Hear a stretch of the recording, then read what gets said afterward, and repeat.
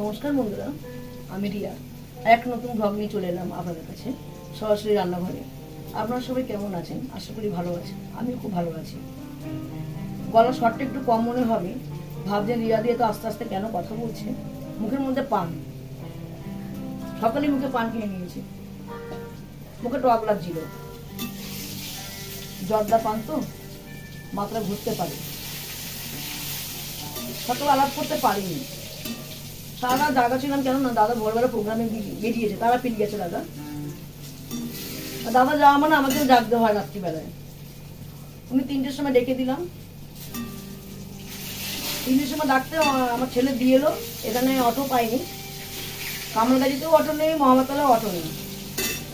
ছেলে গিয়ে সোনারপুরে দিয়ে এসছে স্টেশনে। স্বাভাবিক অত ভারী মাল নিয়ে যায়, যে মা কি ঠান্ডা ওখানে, আমাদের এখানে গরম, সোনারপুরে খুব ঠান্ডা। তাই বলছে দাদা রাত জাগলে কি হয়, তার সাথে আমাদেরও রাত জাগতে হয়। ওই জন্য গাড়িটা আমি খুব তাড়াতাড়ি শিখতে চাই। ছেলে আছে বলে দিয়ে এলো, বিয়ে শাদি করলে সবসময় ডাকা যাবে না, যার জন্য আমি শিখতে পারলে ভালো। ভুলে গেছি, জানি গাড়ি চালানো, ভুলে গেছি, যার জন্য সাইকেলটা আনা। সাইকেলটা আপনাদের ভিডিওতে দেখিয়েছি, হাতে সেটিং করা আমি পারবো। কোনো কিছুতে বলতে আমি হার মানি না বন্ধুরা, কোনো কিছুতে আমি হার মানি না, চেষ্টা করি, দেখি না পারি কিনা। কিন্তু এত কাজের চাপ, সময় হয়ে উঠছে না। দাদাকে ফোন করলাম, বলে পৌঁছে গেছে। দাদা যখন আমাকে 1 ঘন্টা পর ফোন করলো, তখন আমি ঘরে কাজ করছিলাম, ফোন ধরতে পারিনি। এখন ফোন করলাম, ফোন ধরতে পারছে না, মানে ঘুমাচ্ছে গিয়ে। কেন কালকে গেলকার প্রোগ্রাম করে বেরিয়ে গেছে। আর 3-4 ঘন্টা রেস্ট নাও, কোথায় থাকবে, শিয়ালদা থাকার তো জায়গা নেই।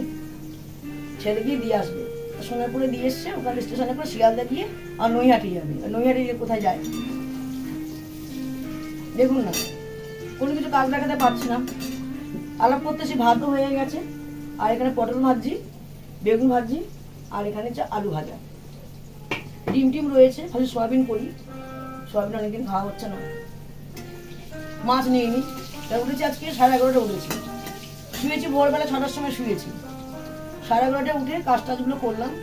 এখন বাজে দুপুরে 1টা। রান্না বসিয়ে দিই, ছেলে একটু বেরোবে, না খেয়ে চলে যাবে। পুরোপুরি ঘরে একা থাকবো, তখন আমি রিলস দেবো বসে বসে।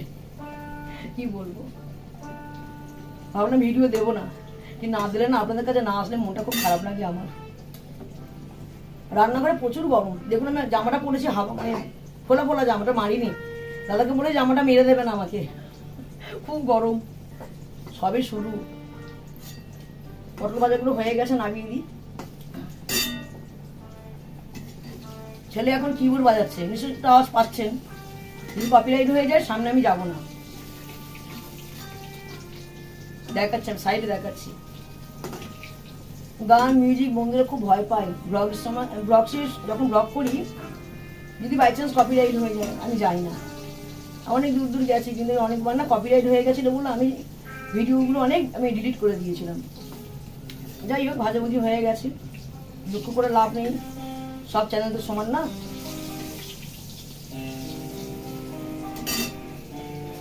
আর দাদা বলছিল দেশে যেতে পারলাম না, খারাপ ভাববে।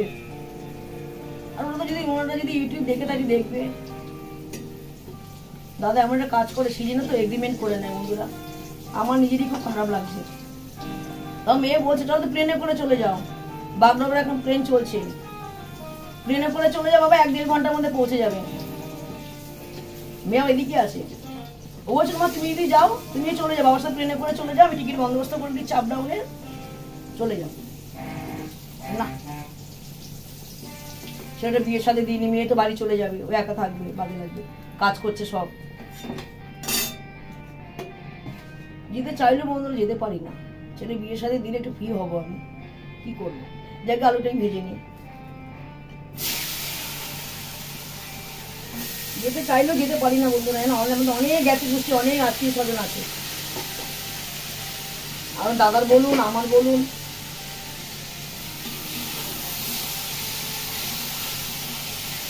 আর সত্যি কথা বলতে, আমার দাদার যে এত আত্মীয় স্বজন আছে আমি জানতাম না, আমাকে তো বলেনি। আমাদের আছে, আমাদের প্রচুর আছে, যেমন কি দাদা ঘুরেছে চারদিক, পিসিরা, মামারা প্রচুর, আমরা 8 মামা, আমার মা একা বোন, প্রচুর ফ্যামিলি, ভাই বোন 52টা ভাই বোন আমরা, বুঝতে পারছেন। ওই জন্য আমরা সবার সাথে মিলেমিশে থাকতে খুব ভালোবাসি, হাসি খুশি। ভাবেন যে রিয়াদি ক্যামেরার সামনে হাসছে, তা না, আমরা খুব হাসি খুশি, কথা বলতে ভালোবাসি। মনে হয় যে মুখটা মনে গ্র্যাভিটি গ্র্যাভিটি ভাব আছে, কিন্তু না, যে মেশে তারা জানি।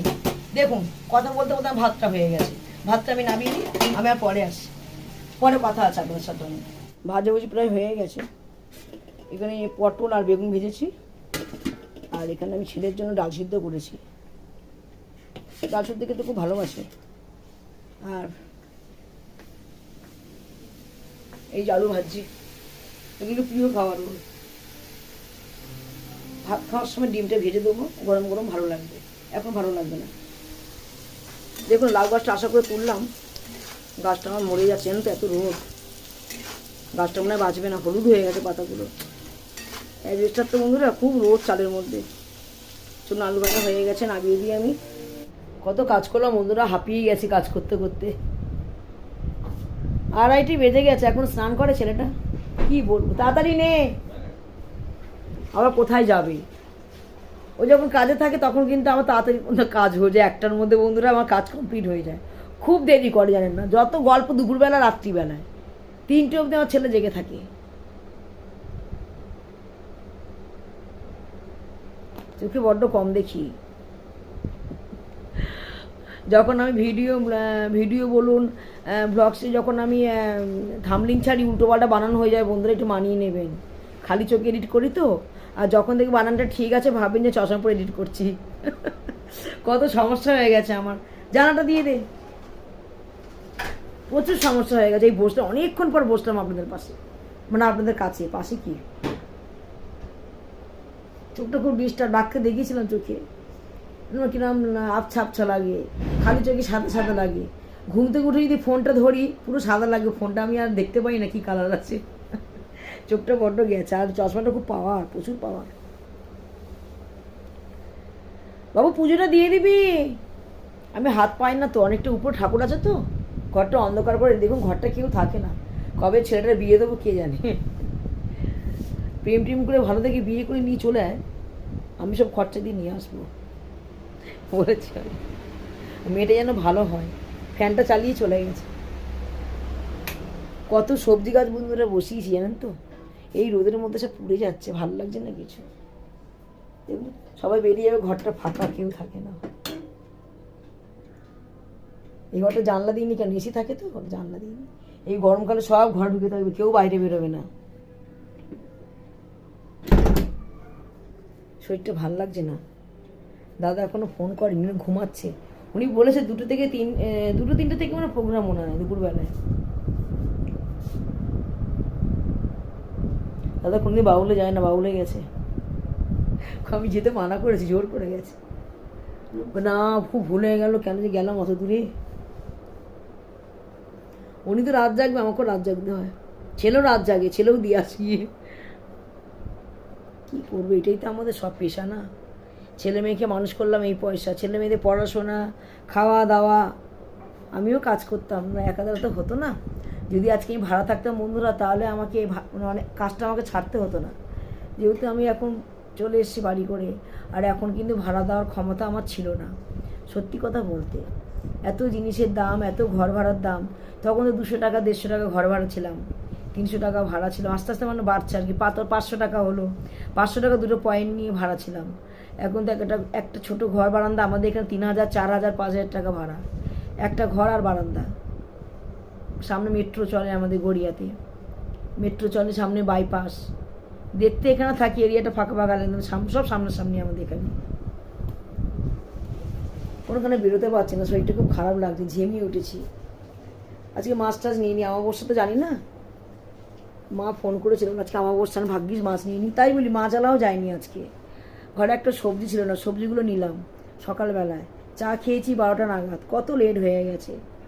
জলও তেষ্টা পেয়ে গেছে, তাড়াতাড়ি আয়। শরীরটা ভালো না, জানি না ভিডিও দিতে পারবো কি না, মানে রিলস দিতে পারবো কি না।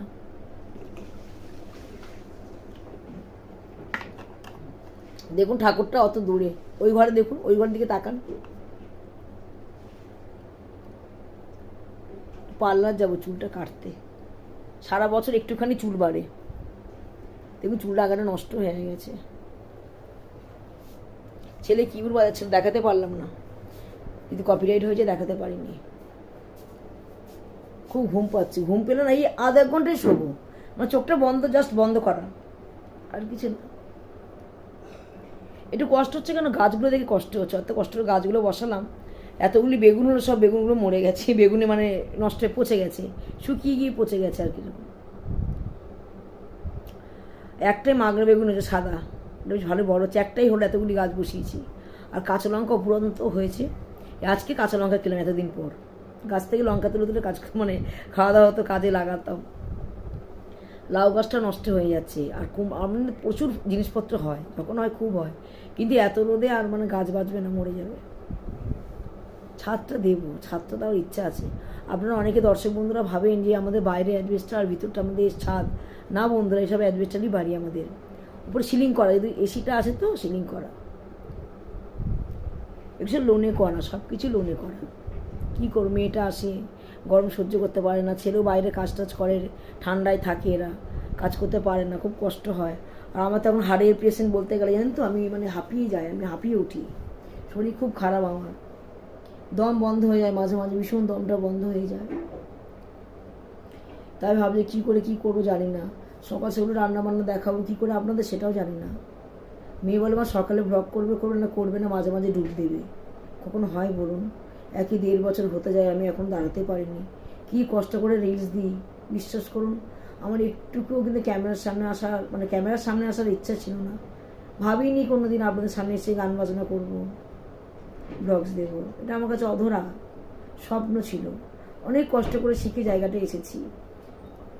যদি লকডাউন থেকে নামতাম, আমার একটা আফসোস বন্ধুরা, যদি লকডাউন থেকে নামতাম হয়তো আমি প্রমোট হয়ে যেতাম।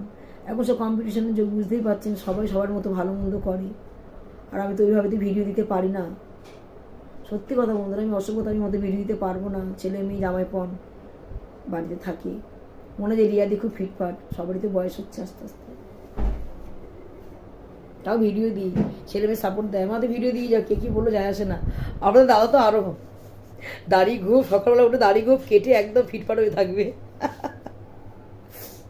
কি বলবো, খুব কষ্ট করেছে তো, প্রচুর কষ্ট করেছে, আর ভালো লাগে না, একটু আনন্দে থাকতে চাই, ডাল খাই, ফ্যান খাই, নুন খাই, একটু ভালোভাবে থাকতে চাই বন্ধুরা। ভাবছেন দিদা যেন কথা বলে ফেলছে, যাই বেশি কথা বলবো না, আবার নিয়ে আবার গল্পের ভান্ডার নিয়ে বসে পড়বো, যাই গিয়ে ভাত ফাত বাড়ি খেয়ে নিই, সেরকম কিছু ভালো মন্দ রান্না দেখাতে পারিনি, ছেলে পুজো দিতে গেছে, আসলে আমি আবার ভাত খেয়ে একটু রেস্ট নেব।